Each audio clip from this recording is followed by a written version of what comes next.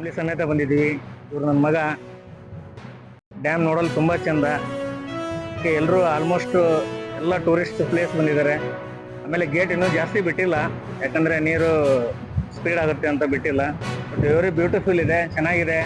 Enjoy ಮಾಡಿದ್ರೆ enjoy ಮಾಡಿದ್ವಿ, super ಆಗಿ ಎಂಜಾಯ್ ಮಾಡಿದ್ದೀವಿ. ಫ್ಯಾಮಿಲಿ ಸಮೇತ ಎಂಜಾಯ್ ಮಾಡಿದ್ದೀವಿ.